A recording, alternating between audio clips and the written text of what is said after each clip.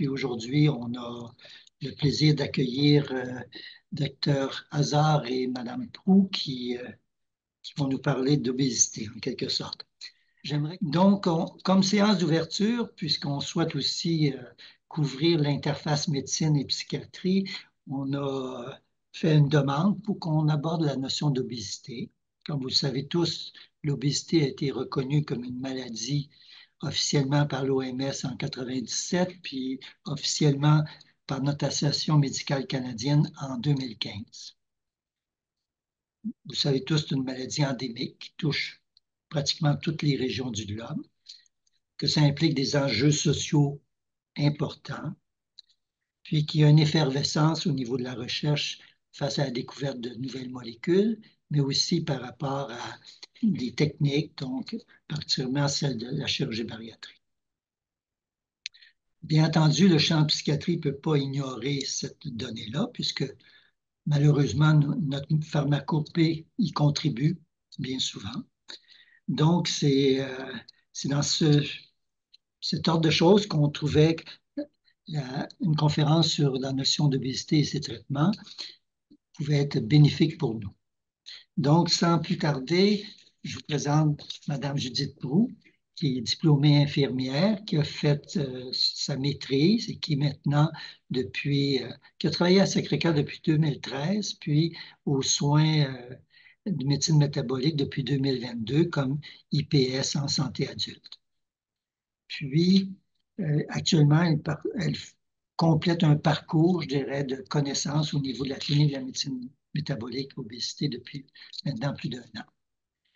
Et Dr Hazard, qui est diplômé comme endocrinologue, a fait la médecine à l'Université de Montréal, puis sa spécialité en endocrinologie à McGill, puis a fait une année de complémentaire, de fellowship en médecine métabolique et obésité en Ontario au Ottawa Bariatric Center of Excellence. Il est également diplômé de l'American Board of Obesity Medicine, donc ça traduit un peu son intérêt pour cette discipline-là, l'interface endocrinologie, syndrome métabolique et obésité.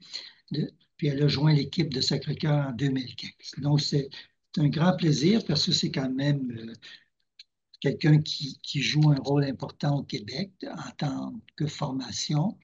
Puis également, elle est d'une très grande utilité, à savoir dans le groupe de syndrome métabolique et chirurgie bariatrique qui s'est créé.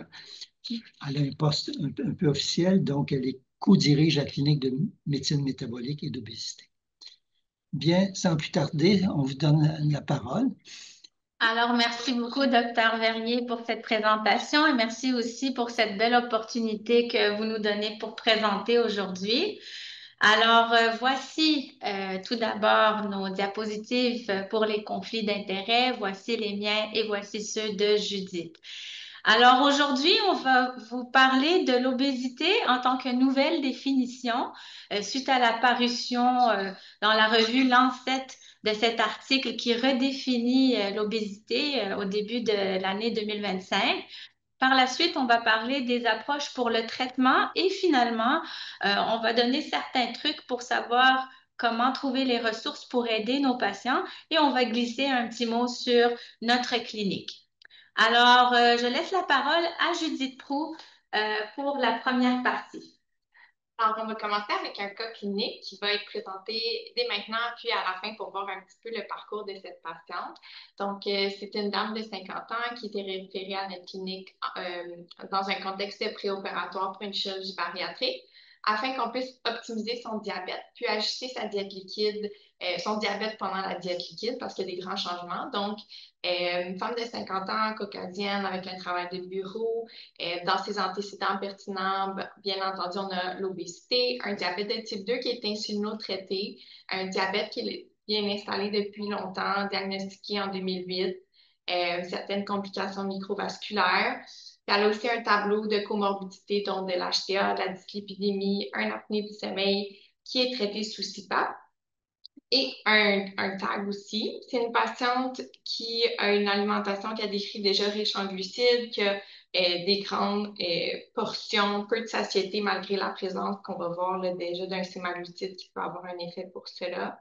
Elle a un enjeu de peur d'hypoglycémie, ce qui peut devenir un obstacle étant donné que de l'alimentation qui peut s'ajouter pour éviter les hypos de manière préventive, mais qui augmente la quantité de calories quotidiennes. Puis, on a une patiente aussi qui a commencé à introduire l'activité physique dans sa prise en charge globale. Les habitudes de vie actuellement, toutes négatives.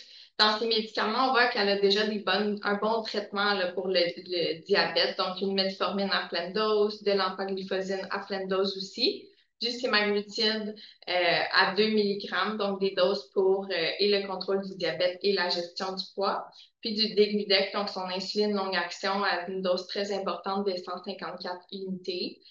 Plusieurs autres médicaments là, pour la pression, 3 médicaments pour la pression, son traitement de cholestérol, certaines vitamines, puis médicaments aussi pour ses problématiques de santé mentale.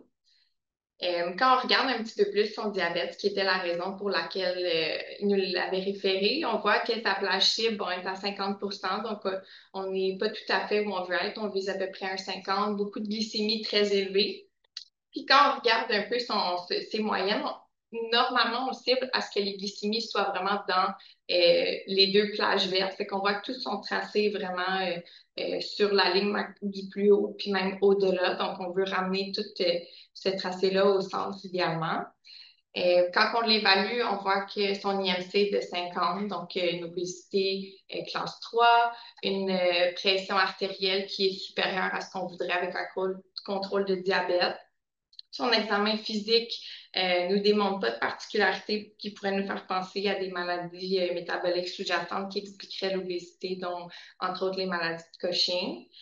Puis quand on regarde ses prises de sang, on voit sa glycée qui est trop élevée pour un contrôle optimal en préopératoire, différentes valeurs qui nous indiquent que l'obésité a des comorbidités qui sont installées, là, sa glycémie élevée, ses triglycérides sont très élevés, tout son bilan de cholestérol. On voit aussi ses enzymes hépatiques qui ont aussi une élévation qui pourrait nous laisser croire qu'il y a une stéatose hépatique.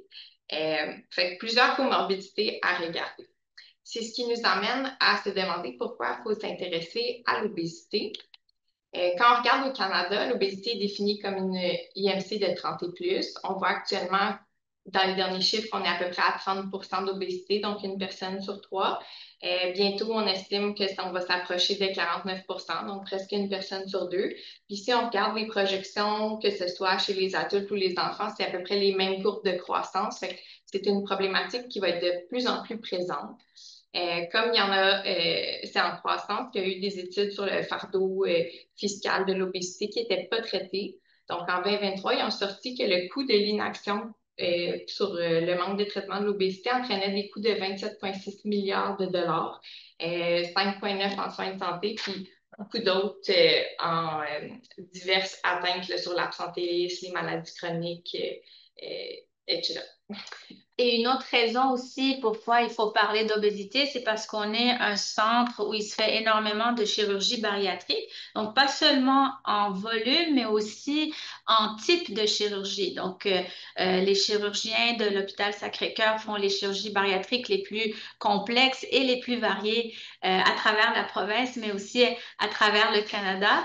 Et donc, notre clinique vient se poser un petit peu par rapport à la qualité du suivi, évidemment, pour accompagner les patients et on espère vraiment que ça transforme leur trajectoire de manière positive au niveau là, de la perte de poids. Donc, maintenant, on va parler de la nouvelle définition de l'obésité et de ses implications. Donc, quand on parle d'obésité, on a parlé de l'IMC. Donc, les limites de l'IMC, en fait, c'est que ça définissait une personne qui avait un excès de masse graisseuse. Quand on le voit sur le schéma ici, on avait soit pas d'excès, donc pas d'obésité, ou une obésité, donc avec l'excès, mais on définissait pas vraiment que certaines personnes pouvaient pas avoir de maladie établie, de comorbidité, puis d'autres, oui. Donc, la nouvelle définition a voulu un peu peaufiner aussi cette caractéristique d'IMC. Donc, ils ont voulu le définir en préclinique et clinique. Ça, c'est dans le Lancet qu'on parlait au début. Donc, préclinique, c'est vraiment qu'on peut établir qu'il y a la présence d'un excès de graisse corporelle, mais qu'actuellement, il n'y a pas de maladie établie, mais ça reste un risque chez la personne qui pourrait avoir des développements. C'est ce qui nous emmène dans un continuum vers une évolution. Donc, s'il y a progression, ça va entraîner l'établissement de comorbidités qui sont diverses. On les voit ici. Là, ça peut être des atteintes métaboliques, comme on a parlé de diabète, de la haute pression et autres. Ce qui est toujours intéressant, c'est qu'eux, ils parlent beaucoup de maladies physiques, mais c'est toujours important de garder en tête tout ce qui est milieu social, problématiques de santé mentale qui sont beaucoup interreliées et présentes. L'importance d'avoir défini le préclinique et le clinique, c'est que quand on regarde seulement l'IMC, qui est, disons, on met la valeur de 30 pour une obésité, ben, c'est pas une mesure qui est directe de la masse grasse. Donc, il y a certaines personnes qui pourraient être très athlétiques, mais pas avoir d'excès de masse grasse et avoir un IMC de 30, tandis qu'il y en a d'autres qui pourraient même avoir un IMC un petit peu plus faible, qui serait de surpoids, mais étant donné l'excès de masse grasse et la présence de comorbidité, on pourrait dire que ce serait une obésité.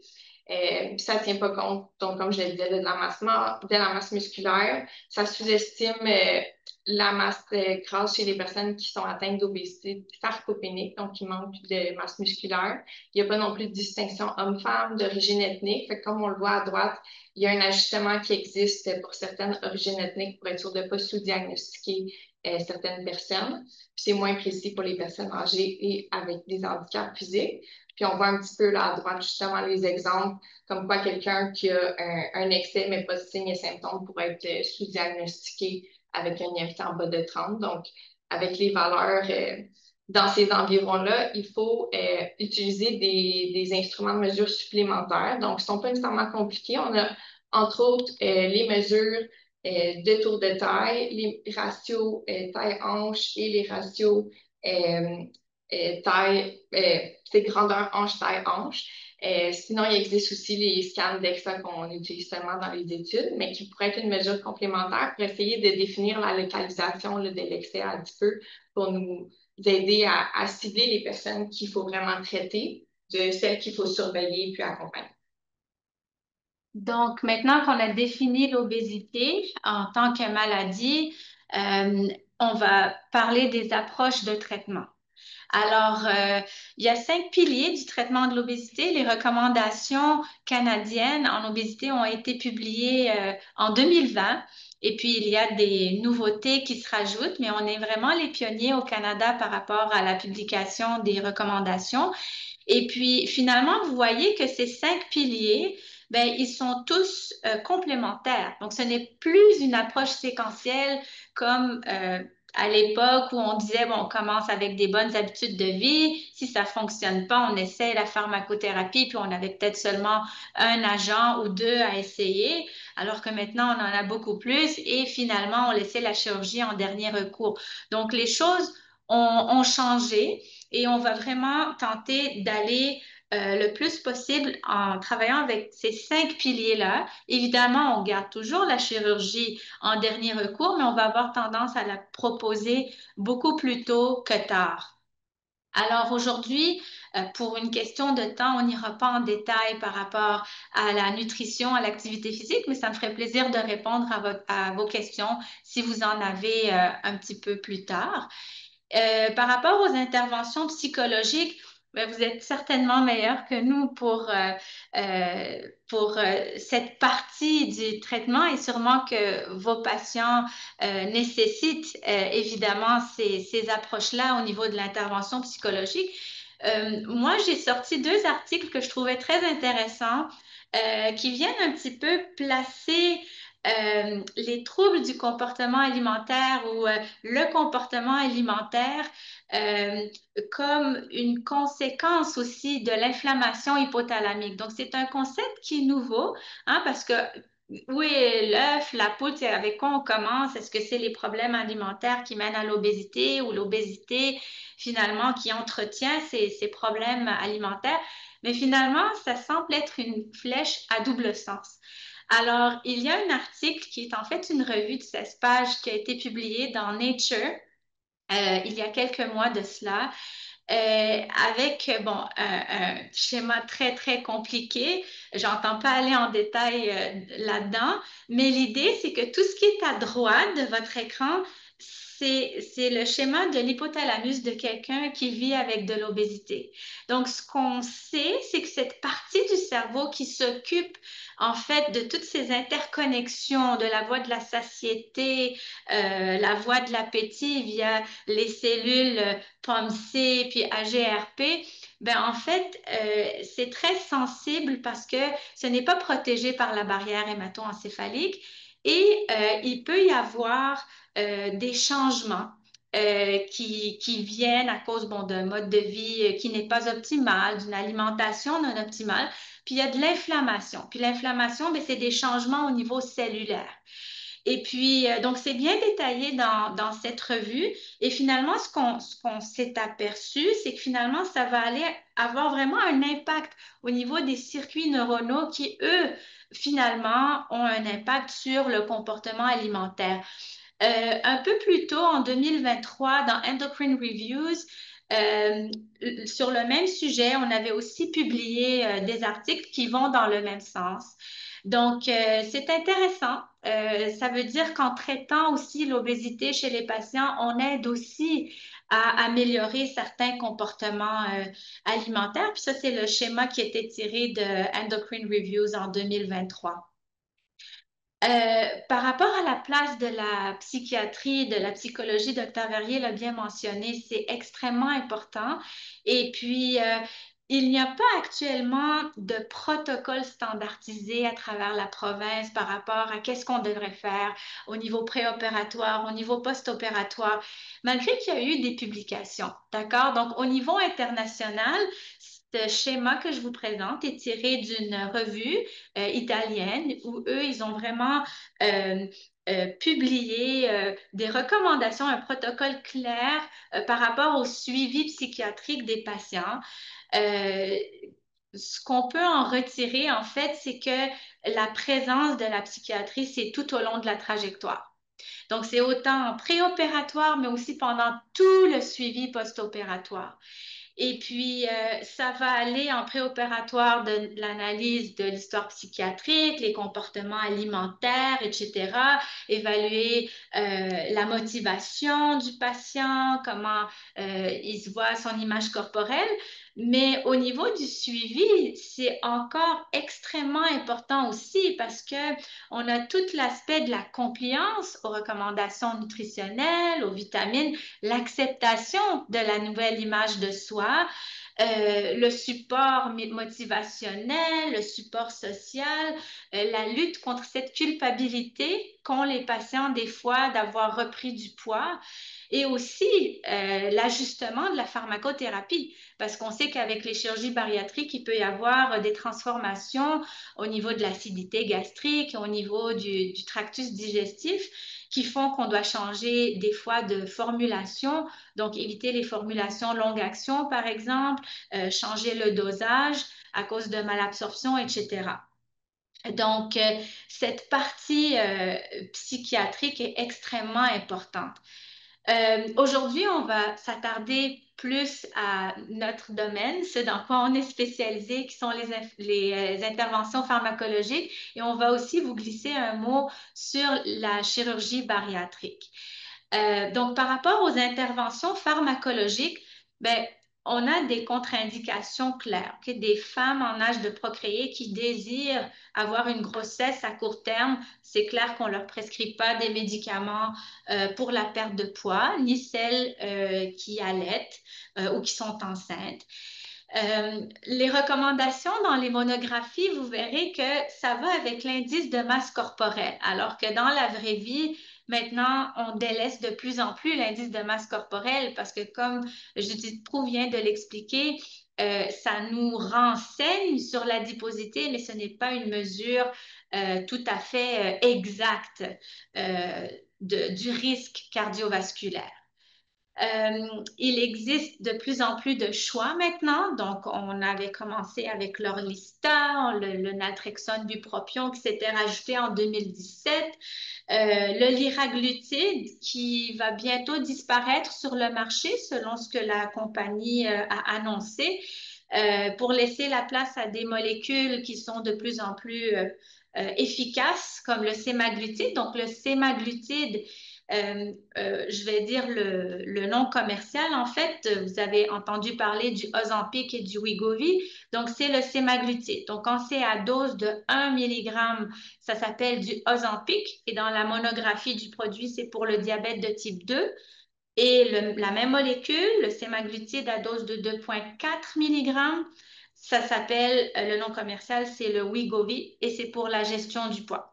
Donc, on a deux noms commerciaux pour une même molécule et donc deux indications, d'où parfois un mélange qui peut arriver chez nos patients. Le tirzépatide, c'est le dernier sur le marché. Donc, encore là, on a deux noms pour une même molécule, mais les dosages sont pareils, que ce soit pour le diabète de type 2 ou pour l'obésité. Donc, pour le diabète de type 2, ça va s'appeler Mounjaro. Et pour le traitement de l'obésité, en fait, ça vient juste d'être accepté et commercialisé depuis le dernier mois. Ça s'appelle Zepbound. Donc, ce sont les produits qui sont actuellement disponibles au Québec pour le traitement de l'obésité. Alors, sans aller en détail dans ce tableau, ce que je voulais démontrer, c'est qu'en fait, en regardant la dernière ligne, vous allez voir, plus ça avance, plus l'efficacité devient de plus en plus forte. Alors, comment est-ce qu'on fait pour choisir la bonne pharmacothérapie? Bien, on veut que nos patients soient bien. On veut s'assurer qu'il n'y a pas de contre-indication, qu'il n'y a pas d'interaction médicamenteuse, puis qu'il y a le moins d'effets secondaires possible. Un point très important qu'on dit à nos patients quand on débute la pharmacothérapie, c'est que ça va les aider à diminuer leur faim, donc ça augmente la satiété. Ça peut diminuer le plaisir qui est associé avec certains types d'aliments, mais à la fin, leur fonction exécutive, leur décision de manger un aliment ou un autre, ça leur revient. Ce n'est pas affecté par la pharmacothérapie. Et donc, ça, c'est un point très important parce que certains patients pensent qu'en prenant des médicaments, ça va tout régler. Or, ce qu'on remarque, c'est qu'ils nous reviennent, ils ont effectivement perdu du poids, effectivement, ils mangent moins, mais ils ne mangent pas nécessairement mieux. Et puis, ça, c'est quelque chose d'important. Donc, le changement de comportement alimentaire doit quand même faire partie du traitement ou du discours, du moins, quand on prescrit ce genre de médication-là. Donc, un petit mot sur le naltrexone bupropion. C'est deux molécules qui sont en fait sous un nom commercial qui s'appelle le Contrave, qui ont un mode d'action qui travaille en synergie en fait, et puis qui diminue le plaisir associé avec certains aliments.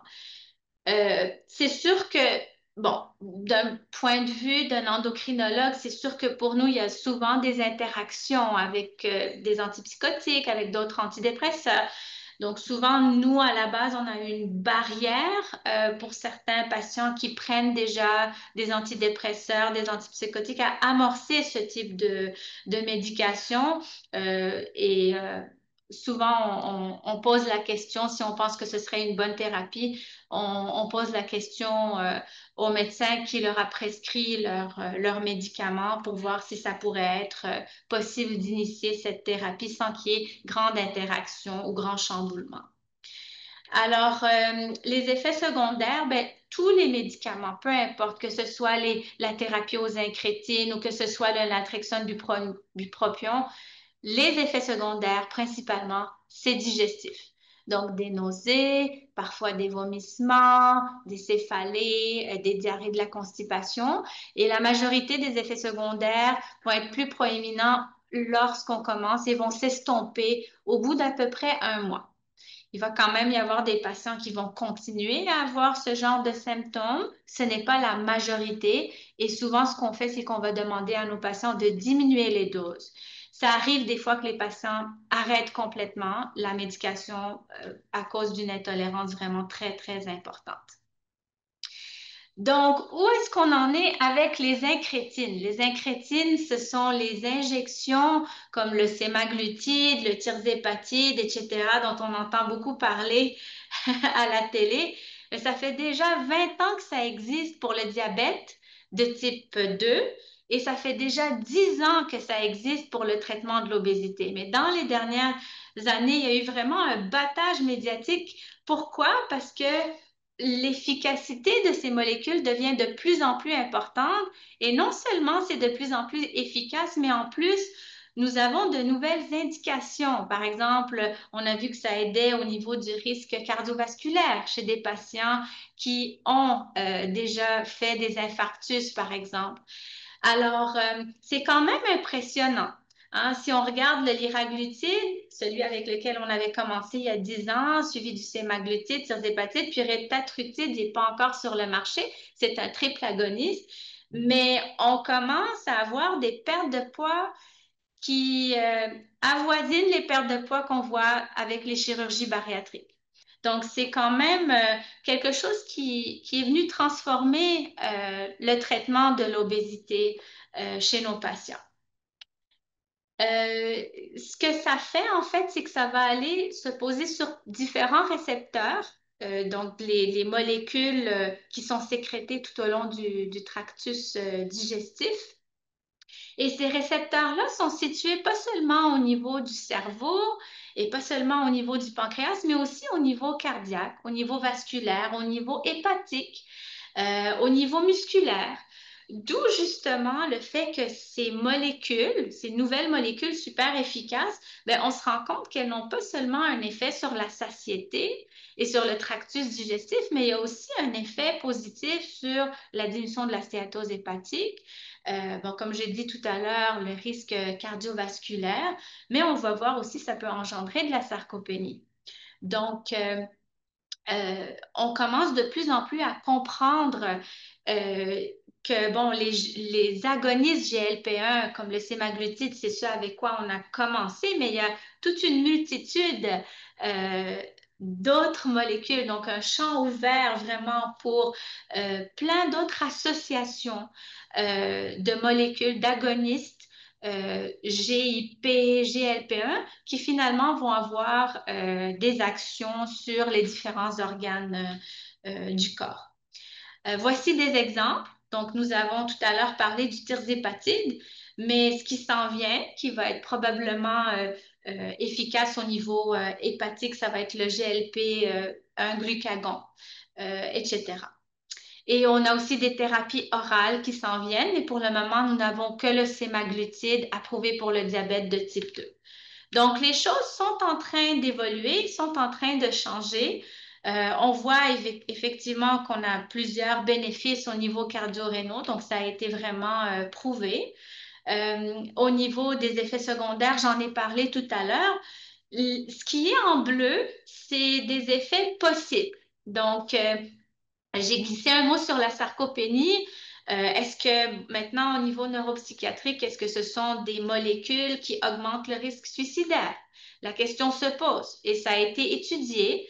Il y a eu une revue de littérature récente dans le JAMA où ils avaient regardé s'il y avait un signal par rapport à l'augmentation du risque suicidaire chez les patients avec obésité ou avec diabète de type 2.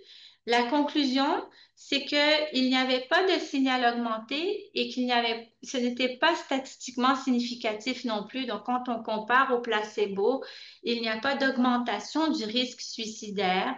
Bon, c'est sûr que ça ne fait pas non plus plusieurs années qu'on a du recul. Pour l'obésité, ça ne fait que 10 ans et les études avec les nouvelles molécules sont toutes récentes parce qu'elles sont sur le marché depuis tout récemment.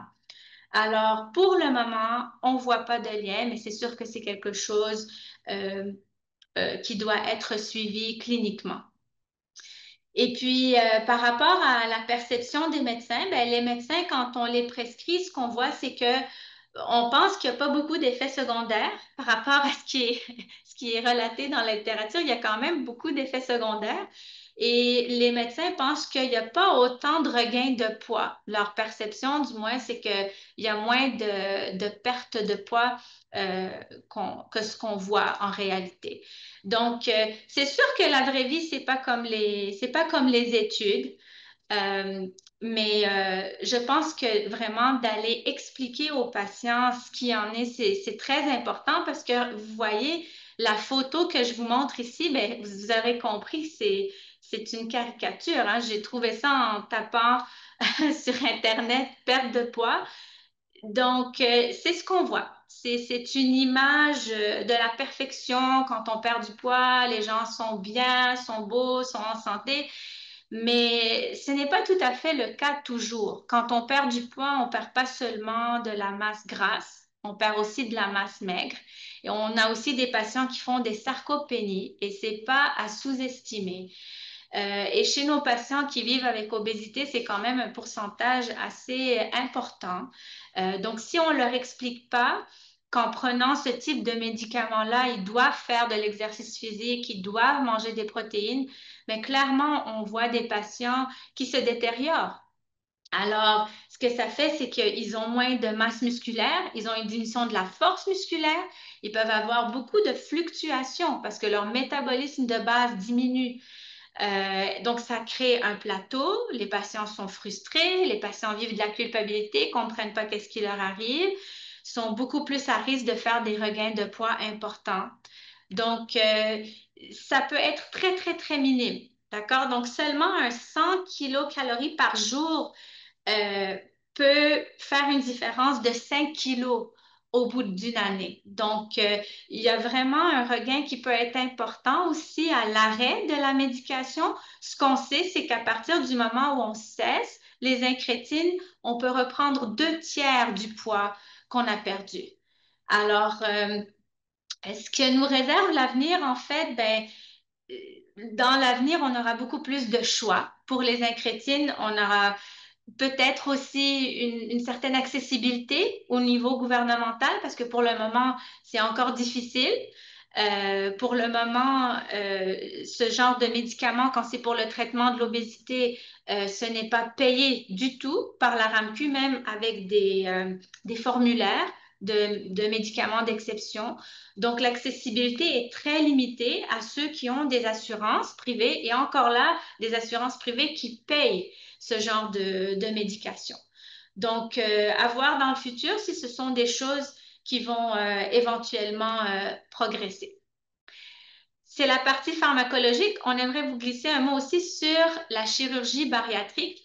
Donc, il y a plusieurs types d'interventions chirurgicales. La gastrectomie verticale, c'est une chirurgie qui est restrictive et les autres, ce sont des chirurgies qui sont restrictives et mal absorptives. Actuellement, selon les dernières recommandations, on se fie encore à l'indice de masse corporelle. Les choses sont évidemment amenées à changer, mais vous voyez le seuil, un IMC à 35, ça pourrait inclure beaucoup, beaucoup de patients. Est-ce qu'on opère tous les patients au 35? Évidemment non, avec l'arrivée des nouvelles molécules. Les chirurgiens sont de plus en plus sélectifs par rapport au type de patients qu'ils opèrent, mais ce seuil-là a vraiment été là, a vraiment élargi la chirurgie bariatrique à beaucoup plus de patients depuis 2022 en fait. Les patients qui vous disent qu'ils ont peur de mourir sur la table de chirurgie, en réalité, on peut les rassurer. OK? Le risque de mortalité avec ce type de chirurgie est excessivement faible quand on compare à d'autres types de chirurgie. Donc, c'est moins que c'est 0,01%. Par contre, ce qui est particulier de cette chirurgie, c'est le risque de complications post-opératoires. Donc, c'est vraiment pour ça qu'il faut bien sélectionner les patients et s'assurer que leur comorbidité soit vraiment bien contrôlée. Et les patients qui ont du diabète ne répondent pas de la même façon. Donc, quand les patients qui ont du diabète vous disent qu'ils ont de la difficulté avec la perte de poids, oui, ça a été prouvé, que ce soit s'ils prennent des médicaments, que ce soit s'ils prennent ou que ce soit s'ils font une chirurgie bariatrique. Quand on a du diabète de type 2, c'est toujours plus difficile de perdre comparativement à un autre patient qui n'a pas de diabète de type 2. Les temps d'attente, c'est environ 2 à 3 ans. Donc, à partir du moment où le patient est référé en chirurgie bariatrique, ça prend environ 1 an pour qu'il voit, ou même 2 ans des fois pour qu'il voit le chirurgien. Et par la suite, à partir du moment où il voit le chirurgien, il y a encore de l'attente. Et souvent, c'est en dedans d'1 an. Donc, la majorité des patients attendent beaucoup de temps avant de se faire opérer. Et est-ce que c'est chose du passé? Pour le moment, je ne vois pas que c'est chose du passé, du moins dans la revue de la littérature euh, qu'on a fait dernièrement, en tout cas qui a été publiée en fait dans une revue médicale, le Internal Medicine Journal. Ce qu'on voit dans ce schéma-là, c'est que quand on compare la chirurgie avec la pharmacothérapie, les gens perdent plus de poids avec la chirurgie bariatrique, même si les molécules sont de plus en plus efficaces. Et quand on regarde le maintien de la perte de poids, donc le fait de maintenir plus que 20% de perte de poids au-delà d'1 an, ben, on le voit aussi avec la chirurgie bariatrique comparativement à la pharmacothérapie. Donc, pour le moment, on ne peut pas dire que la chirurgie, c'est chose du passé. Peut-être que ça le sera dans un avenir, peut-être à moyen terme. Et puis, pour le moment, en fait, euh, on est dans une période où ça bouge beaucoup au niveau de la communauté scientifique en tout ce qui concerne les recommandations pour l'obésité. Et puis, ce qu'on dit à nos patients, en fait, c'est que la chirurgie bariatrique, c'est vraiment dans l'extrême. Les habitudes de vie sont dans l'autre extrême par rapport à l'efficacité relativement au risque. Alors, c'est sûr que la chirurgie bariatrique, c'est excessivement efficace, mais le risque post-opératoire d'avoir des complications à court et à long terme est plus élevé.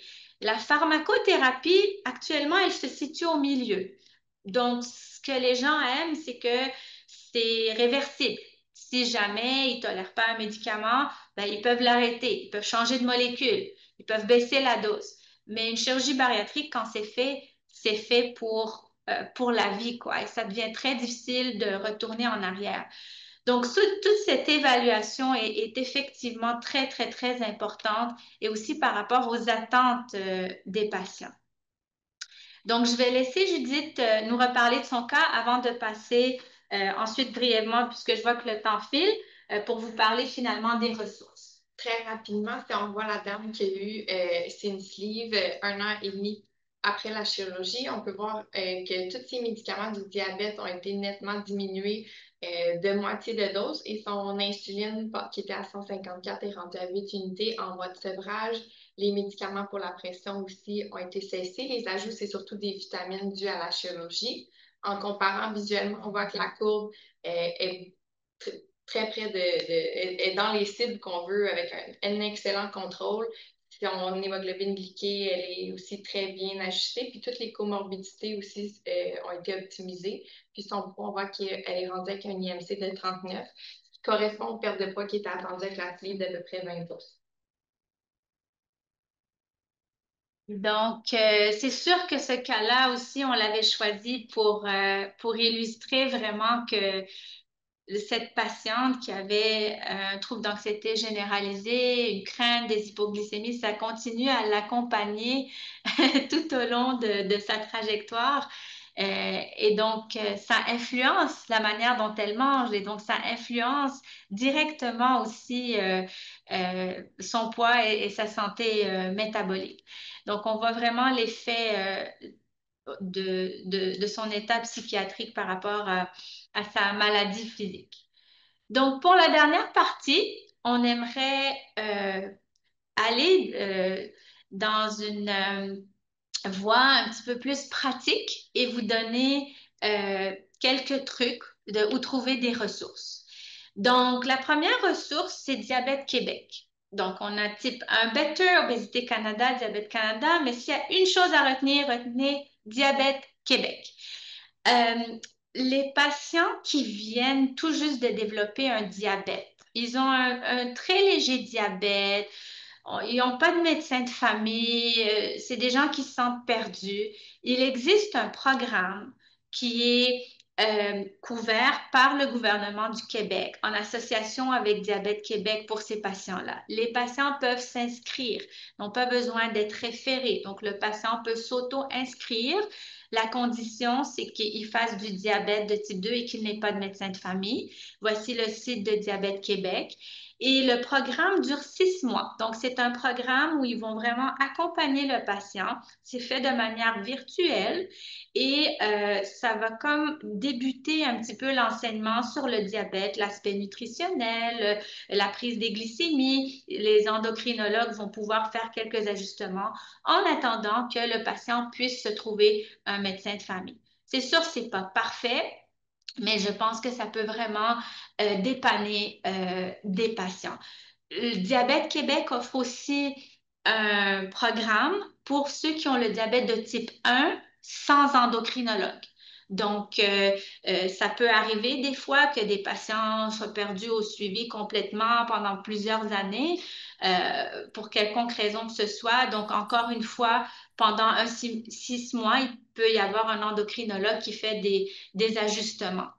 Alors, non seulement il y a cette partie que je trouve intéressante pour les patients qui ont le diabète, mais aussi pour ceux qui n'ont pas le diabète. Donc, de ne pas avoir le diabète, ça ne veut pas nécessairement dire qu'on n'a pas de résistance à l'insuline. En fait, la majorité des patients ont de la résistance à l'insuline. Et puis, dans le fond, tout ce qui est nutritionnel, la diète par rapport à la quantité de glucides, les choses à éviter ou à prendre, sont bien vulgarisées sur leur site.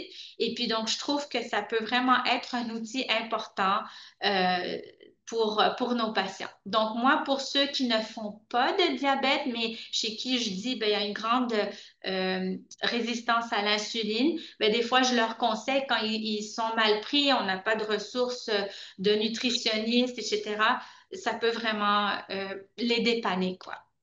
Le type 1 Better, retenez cette ressource-là pour ceux qui ont le diabète de type 1 qui vivent avec de l'obésité aussi ou non, mais ça peut vraiment aider les patients. Obésité Canada, ce qui est intéressant, c'est qu'ils ont une plateforme pour permettre aux patients de parler, de communiquer. Ça s'appelle OC Connect. Et Diabète Canada qui donne aussi des recommandations. Des lectures, donc par exemple le livre de Evelyne Bergevin qui est une nutritionniste sur l'approche des schémas alimentaires. Il y a certains patients qui veulent aller un peu plus loin que le, le, les choses de base qu'on leur donne en nutrition, donc des fois ça peut être intéressant. Je pense que ça fait le tour. Voici nos références et voici nos courriels et ça nous ferait plaisir de répondre à vos questions. Et merci Judith et Myrna. Donc, c'est une excellente présentation. Je crois que ça pose très bien la situation et la position de la clinique. Donc, peut-être, est-ce qu'il y a des gens qui ont d'emblée des questions? Donc, on nous dit qu'il y a un article plus récent entre le risque suicidaire et les GLP-1 dans Journal of Affective Disorder en janvier 2025. Et ils disent que les données sont mixtes. Euh, et il y a des études en cours de GLP-1 comme antidépresseur sur sujet relais cytokines pro-inflammatoires qui franchissent la barrière hémato-encéphalique contribuent à la dépression de type inflammatoire. Effectivement. Donc, il y a beaucoup de, de choses qui sont en train d'évoluer dans ce domaine-là. Donc, la connexion entre le cerveau, les comportements humains, risques suicidaires, etc., et l'apport de la médication, de la pharmacothérapie aussi.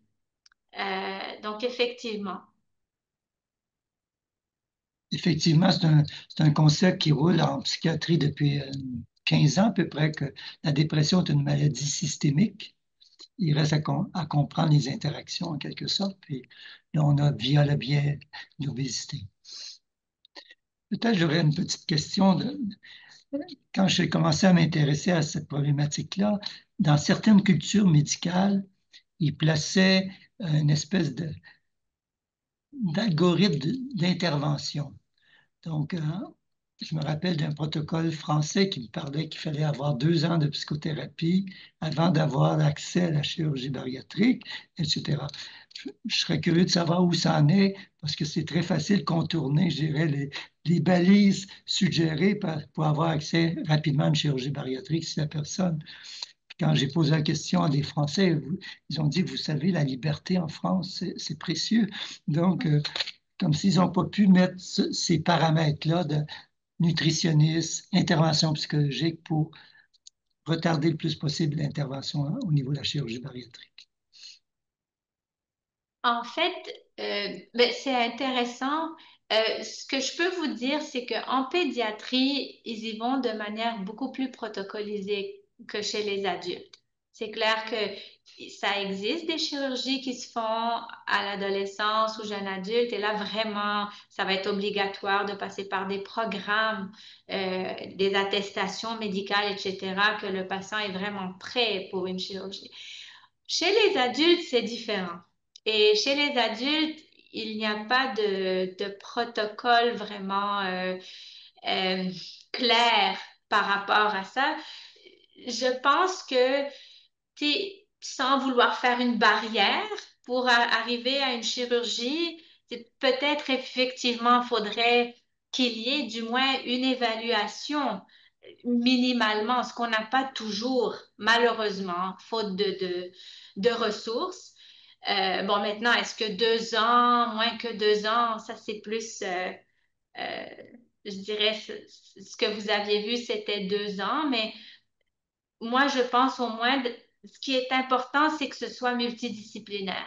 Que ce soit quand on a un doute, de le référer, puis que ce soit une équipe multidisciplinaire. D'ailleurs, docteur Verrier, vous savez, on fait des réunions mensuelles avec notre équipe de chirurgiens, vous, la médecine interne, nos infirmières, vraiment, et on discute des cas complexes quand on a un doute là, par rapport à l'accord pour une chirurgie. Et merci. Il y avait Nadia qui avait levé sa main. En fait, c'était simplement pour aller dans la même, c'était simplement pour aller dans le même commentaire que tu avais donné. Moi, je suis à Jean Talon et moi, les patients statut post-chirurgie bariatrique, malheureusement, je les vois juste en complications et je trouve que c'est assez difficile parce que c'est à ce moment-là, bon, que je suis appelée. Puis, il y a force à constater que moi, dans mon ignorance, je me demandais, puis c'est très intéressant de vous entendre parler là-dessus, parce que je me demandais qu'est-ce qui est fait en amont, parce que je me rends compte, puis c'est peut-être de mon petit nombre N, mais je trouve qu'il y a beaucoup de similarités entre les patients et les patientes, statut post-complication, de par leur réaction, de par leur histoire. Donc, je me suis toujours posé la question, OK, c'est triste quand même que, bon, on est après coup. C'est juste que pour la suite des choses, c'est plutôt difficile. Puis surtout aussi que nous, on sait que la route est longue. On n'est pas sorti de l'auberge, donc au moins ça répond à certaines questions Oui. que nous Et entendons.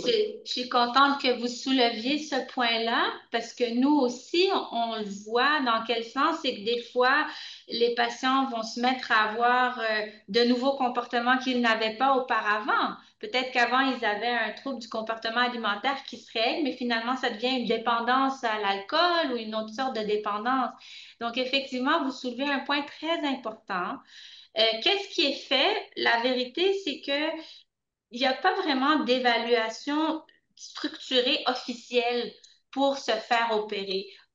En fait, les patients sont rencontrés par des infirmières. Il y a certainement des questionnaires au niveau avant de rencontrer le chirurgien. C'est comme un dépistage. Après, si le patient dit la vérité, il ne dit pas la vérité, C'est pas une évaluation par un médecin formé, là.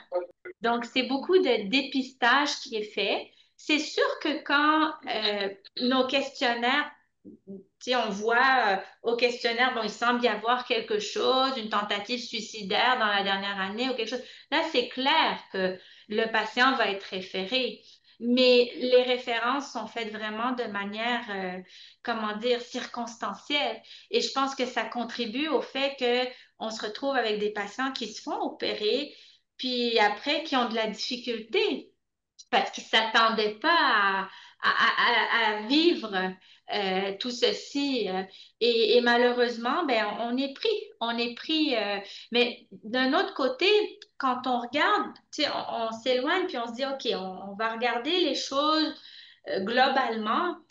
Si on n'opère pas, ou pas seulement opérer, mais si on n'offre pas de traitement, des fois, on fait juste entretenir certaines problématiques. Alors, ça devient très difficile, je vous dirais. Vous soulevez un point très important.